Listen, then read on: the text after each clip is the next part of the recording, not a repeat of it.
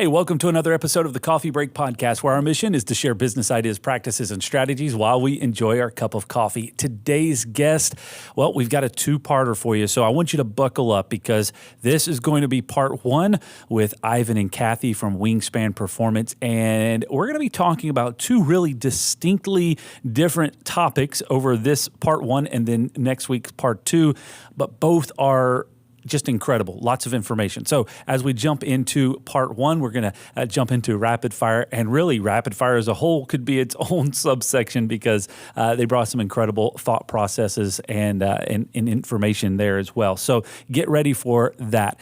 I want you to make sure that you're ready to take notes. That's actually part of the conversation that we'll be approaching. But in this part one, we're going to be talking about people performance, how leaders are impacting the performance of their team, intentionally or unintentionally. That's all happening coming up right after this.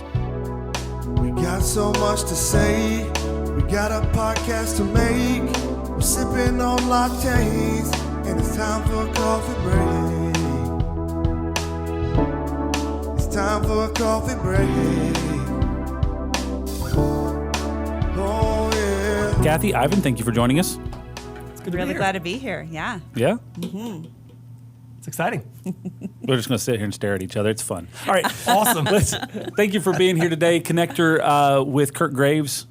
Anytime Kurt Graves sends me an email and says you connect these people, I typically wait a couple of weeks because I forget about it, and then we connect. So my apologies again for that. But Kurt always says anybody that he sends here, great conversation. So I'm looking forward to it. We've already chatted a little bit, but ready to jump into it. Before we do, it is time for rapid fire. 5 randomly selected questions just to get under your skin with unknown point values. Are you ready? Hit me. A lot of people don't think this is random, but I literally just said random questions here and generated them. So Oh, yeah. Okay. I have no clue what these are going to be. What? Here we go. We'll do. We'll let each of you answer them. Number one, what's the most interesting thing you have in your pocket right now? Oh, a hair tie. That's That's the only thing I have in my pocket pocket. best that. You got a hair tie? Pocket in your- knife? I don't know. I don't carry many interesting things in my pocket. Right. If I know that was going to be the question, I would have put something really fun something in there, like a interesting in there. salamander. Yeah, I don't think I have any interesting thing either. Probably my AirPods. That's probably, and that's Okay. not interesting. Well, we're all on That's level it. playing field Yeah, for pulling stuff in our pockets. That's pretty standard. All right, number two, what future year are you most looking forward to arriving in? Wow. Wow.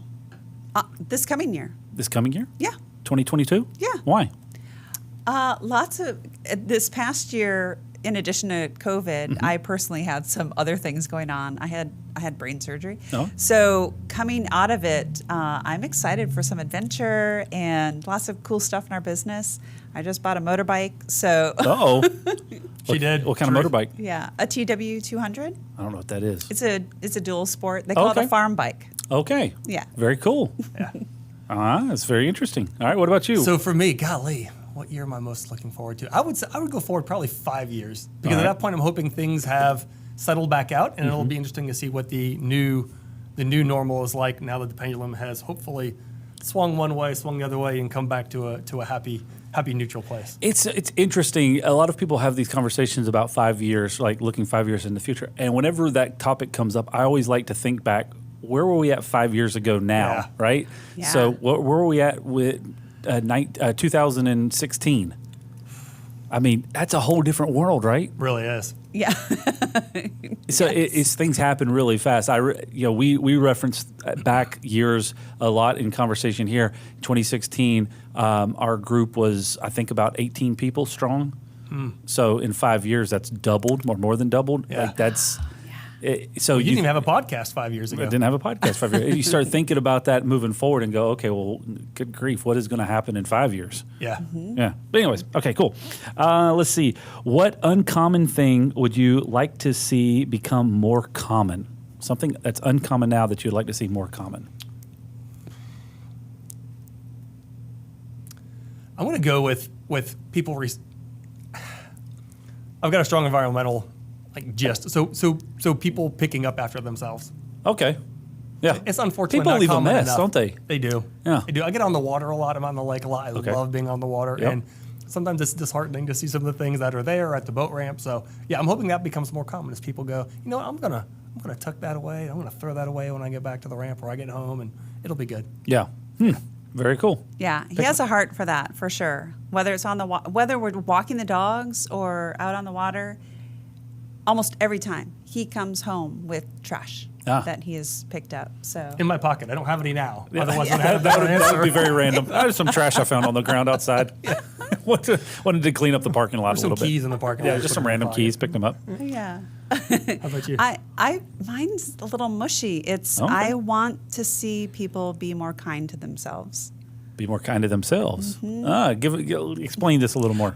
So many of us have grown up and learned, well, to be a good person, be kind to others. And particularly after this past year, all of us learning how to navigate and tackle the challenges personally, professionally.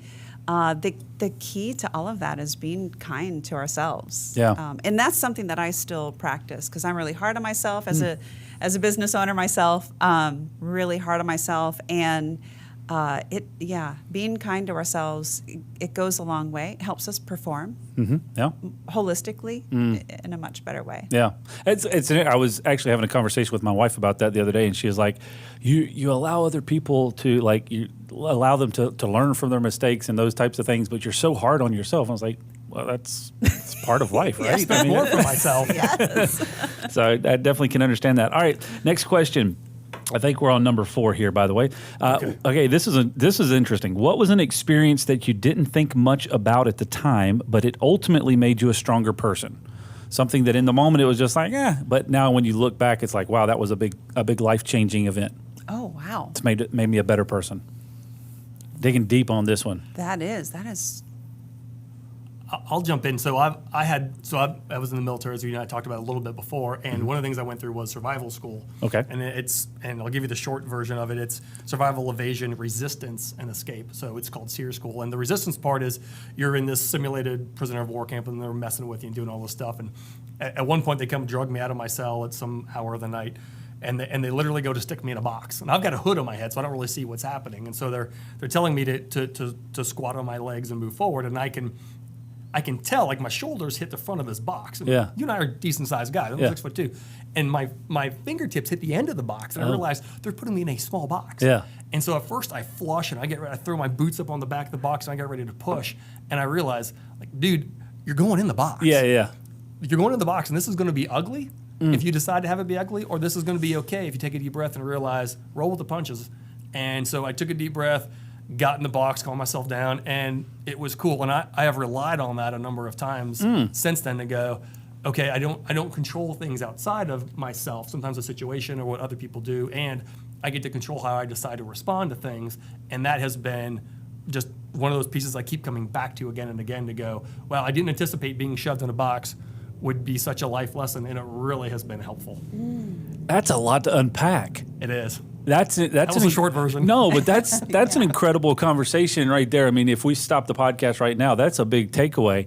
I can't control you just popped a lot in there.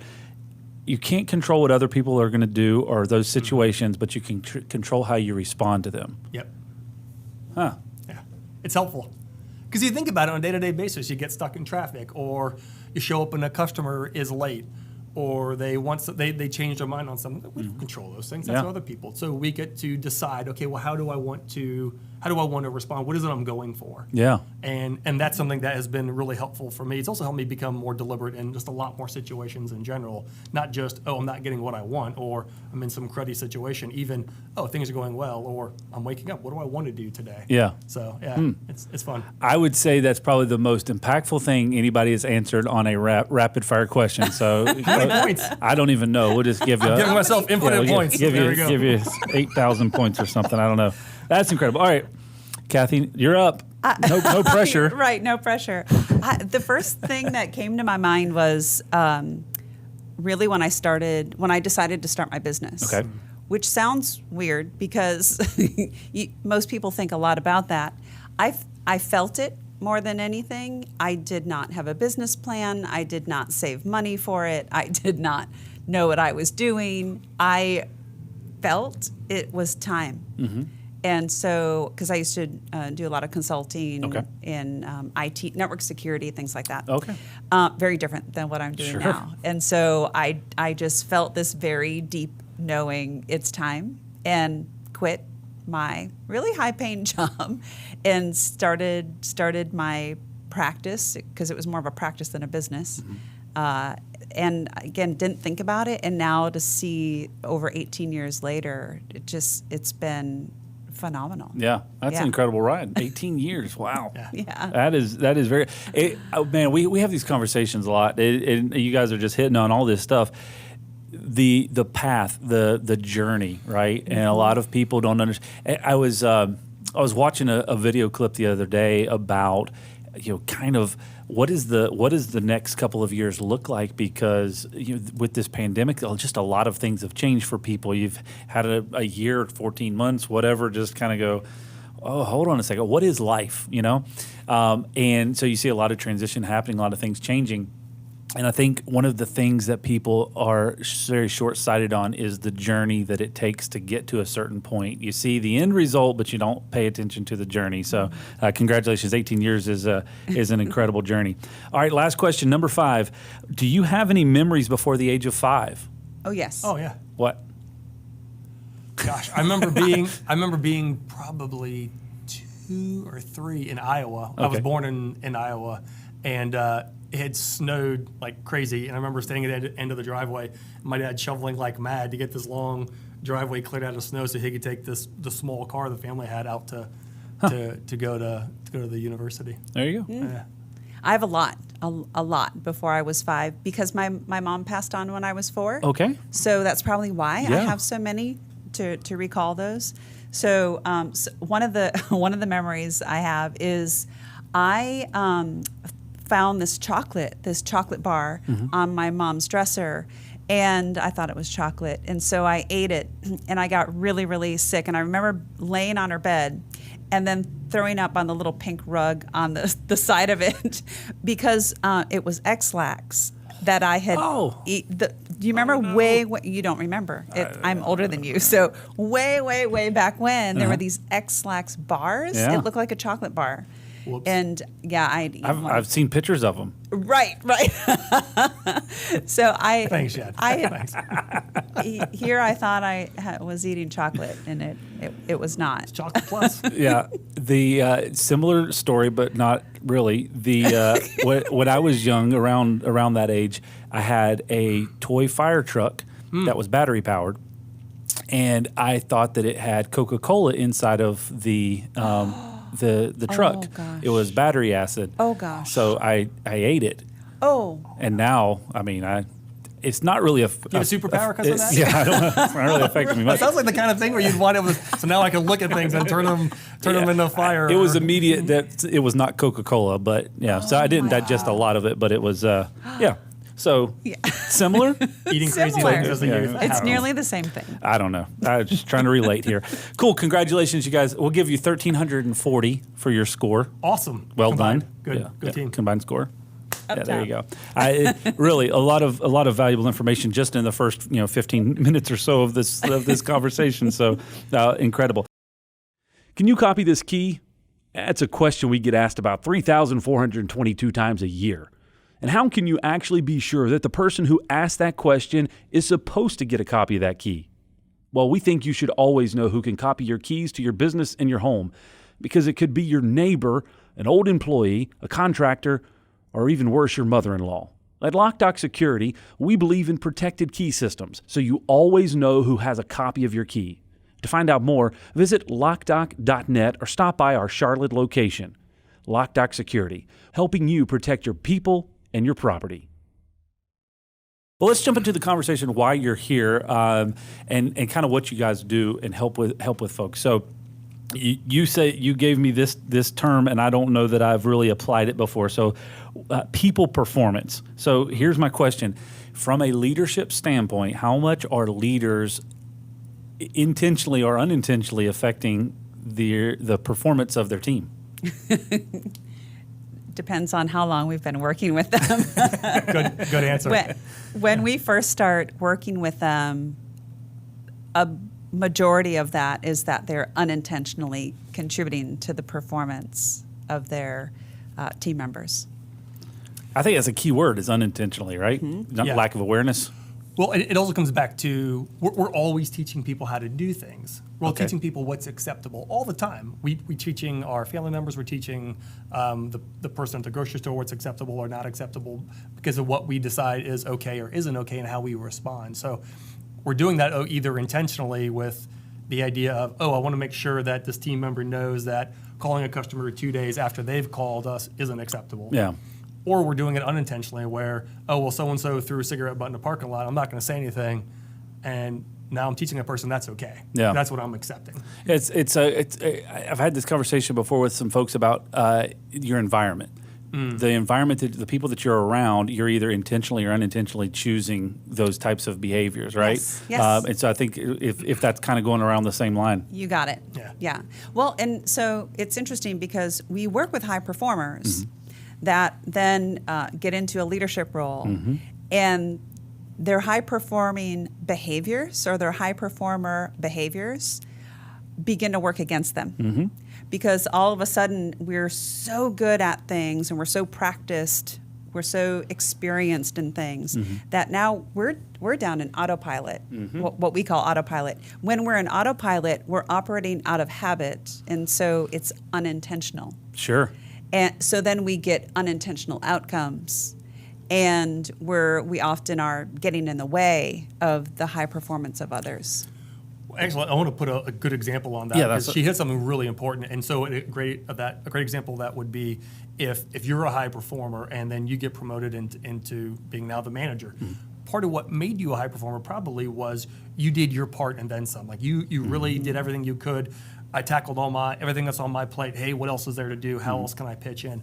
Well, then you become the manager, and then you're now primarily responsible for helping other people get work done, not doing it yourself.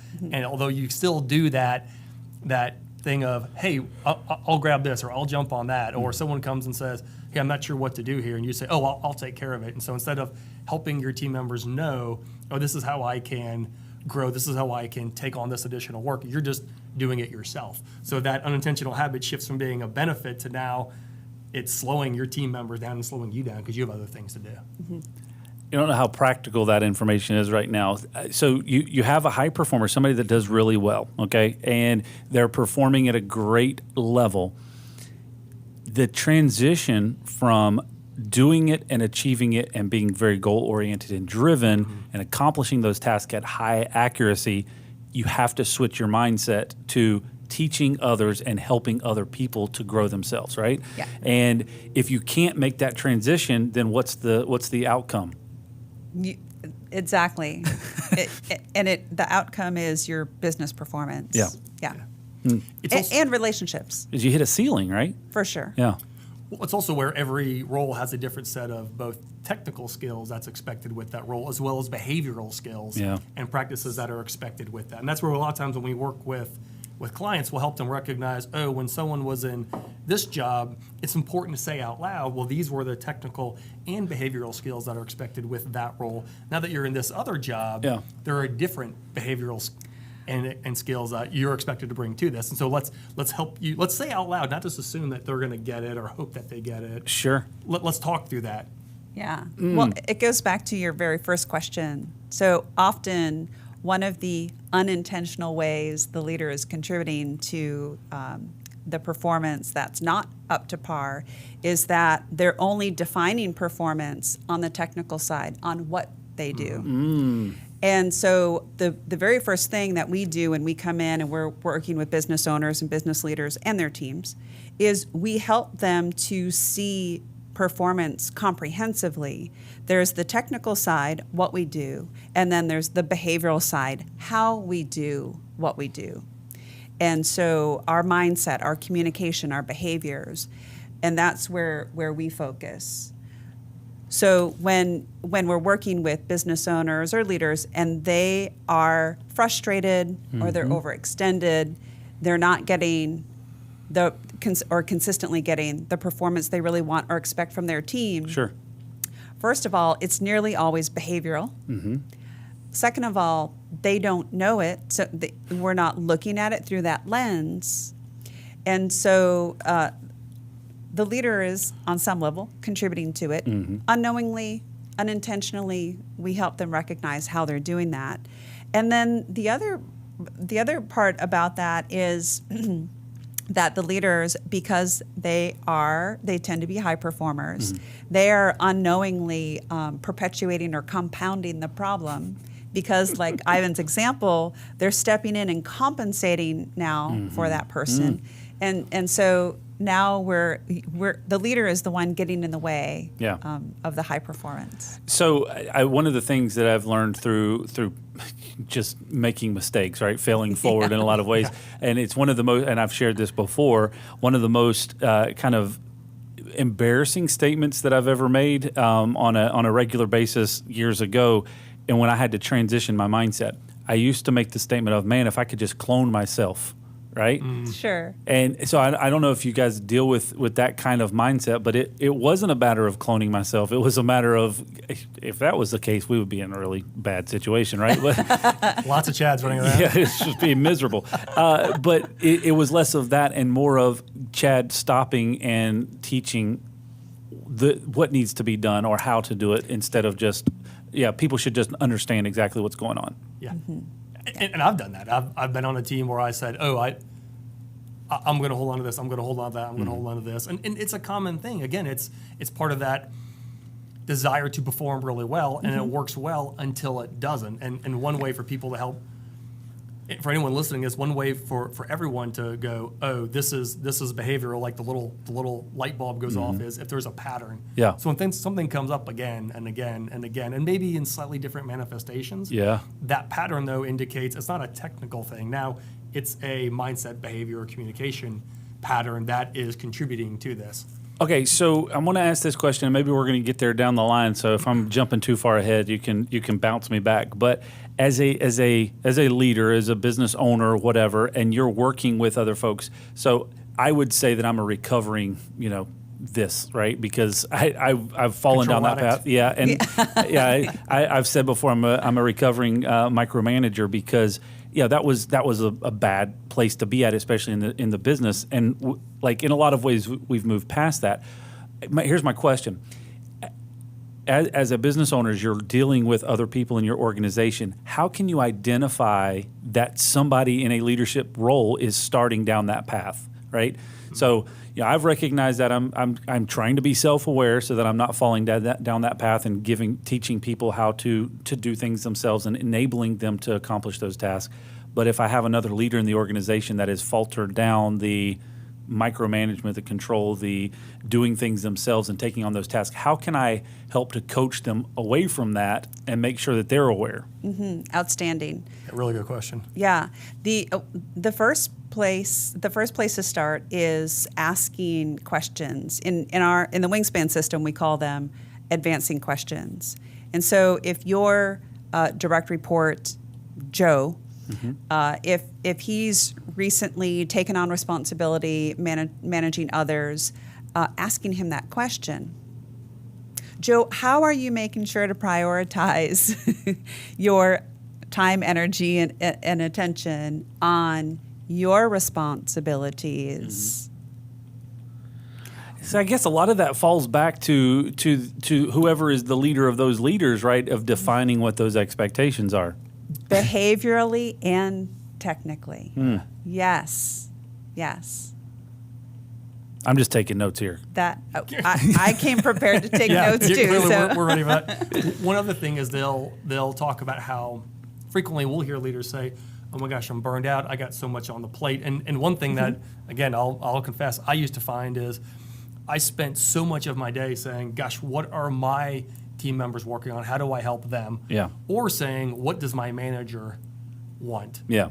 And at the end of the day, then it was, well, what am I responsible for? Sure. And then it was, well, geez, it's 5:30 and I'm just now cracking around on my job. Yeah. So if anyone listening hears that, or if you feel that, you're going, oh my gosh, that's me. Yeah. That's an indicator of you've got a pattern of not prioritizing your own work, and you're probably stepping into what your team members can do or what other people can do, and not stepping back from that, giving them the space, giving them the ability to run with it and say, yeah, bring your specific questions to me, not bring all your questions. Like you're expected to do some of that lifting and some of that research on your own, and then come and then we can talk through some of your ideas. Yeah. Don't show up with a blank piece of paper and say, I got a problem.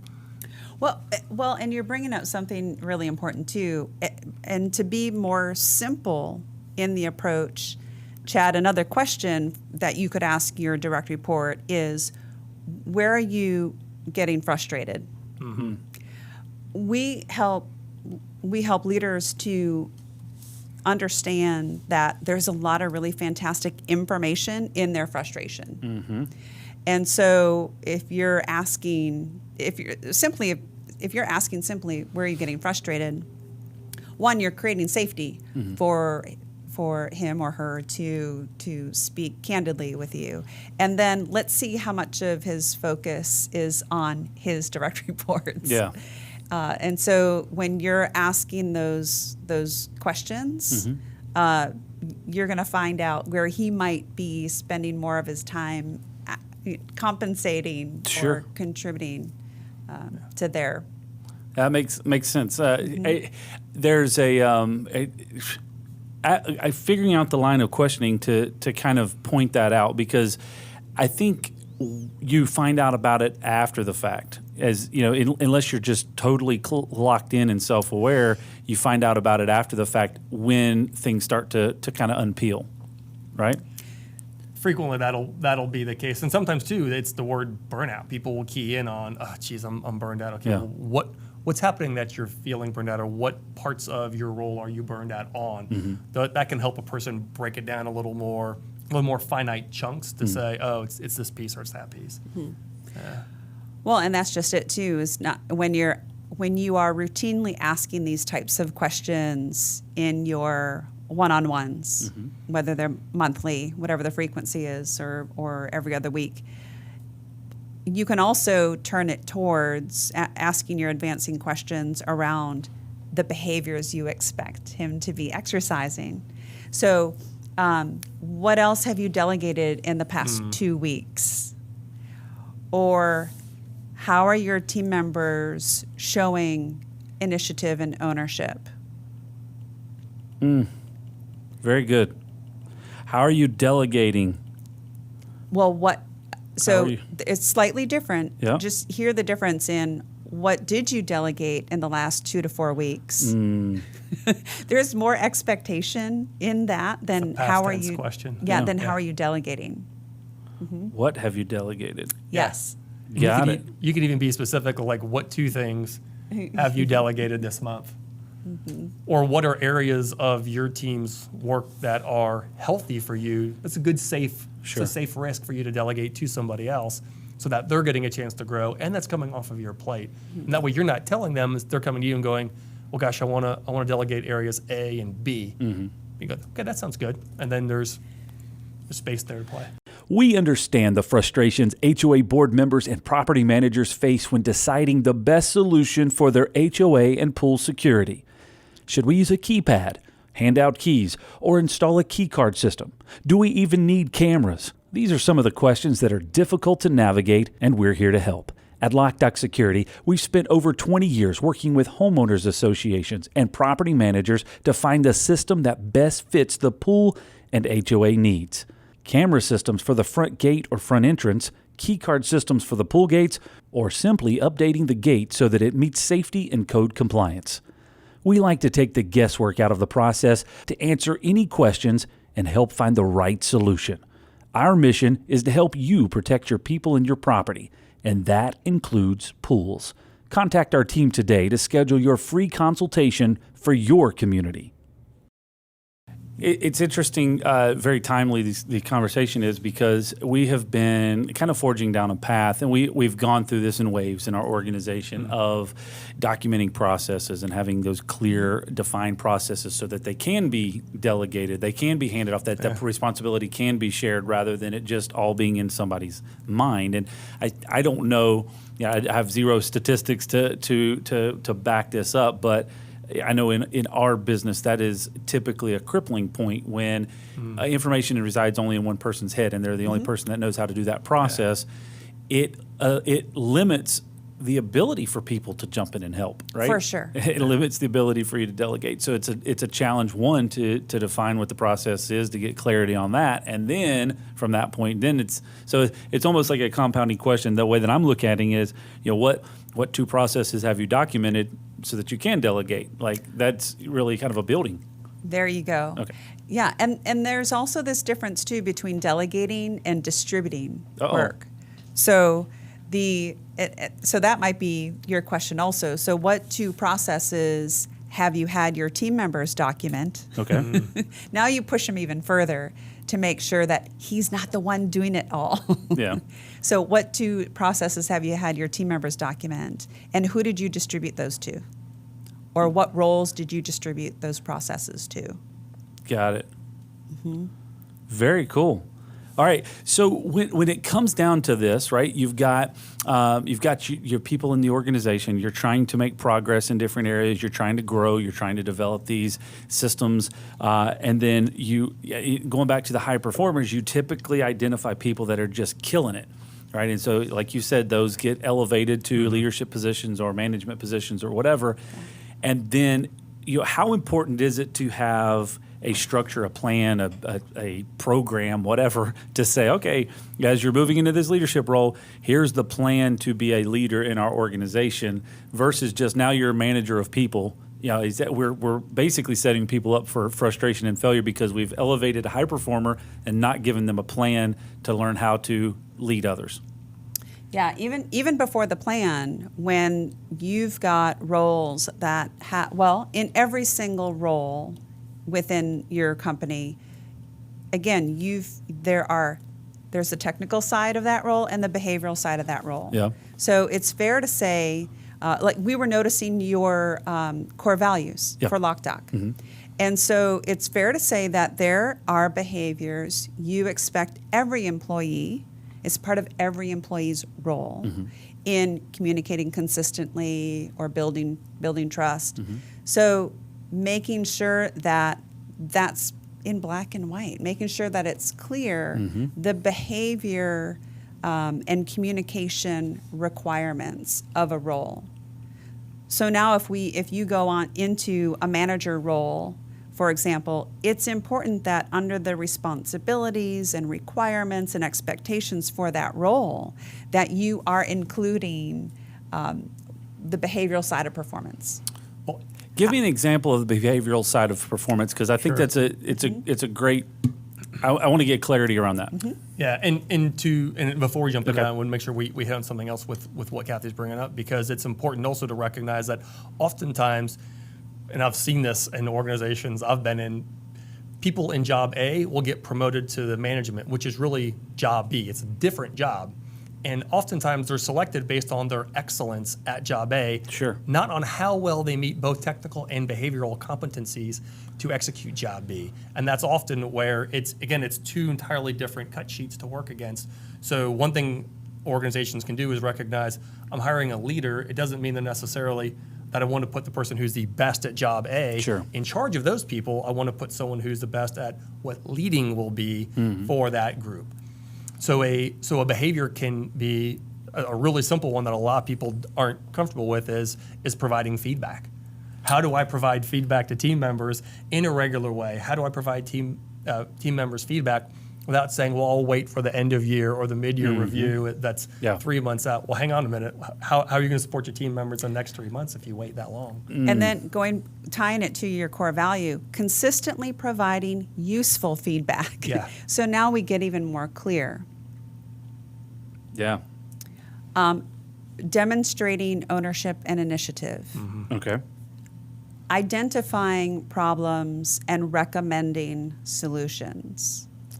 Clearly communicating with all team members who have a part in creating a solution. Inviting others. Inviting or involving team members in tackling problems. Yeah. Gotcha. Instead of just trying to do it independently, involving other folks. Yeah.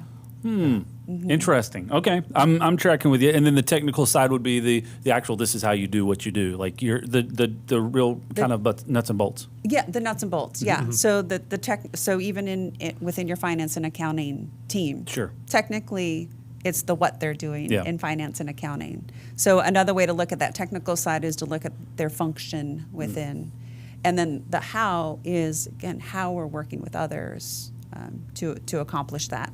Okay, we're going to pause right there, and we're going to be coming back next week with part 2. We unpacked a lot of information over this conversation, and you're going to get incredible value out of both of these, but we wanted to separate them into 2 separate episodes for you that you can digest. So hopefully you took a lot of notes, a lot of great information about people, performance, how you are intentionally or unintentionally affecting your team. It's a lot of takeaways there. If you want to find out more, obviously you can click the link below for Wingspan Performance, and they're doing some incredible work there, so check that out. And make sure that you subscribe because part 2, whatever episode number this is, part 2 is coming in next week. So be ready for that. If you haven't already, subscribe to our YouTube channel. Make sure you follow us on Facebook because it's coming out next Tuesday morning at 9 a.m. If you're preferential to the audio podcast, make sure you go to locdoc.net/podcast and subscribe there. All the podcast platforms are available. You can subscribe, and then you'll be ready for the alerts every Tuesday morning at 9 a.m. when a new episode comes at you. So be prepared and ready for that. And we look forward to seeing you next time right here on the Coffee Break Podcast.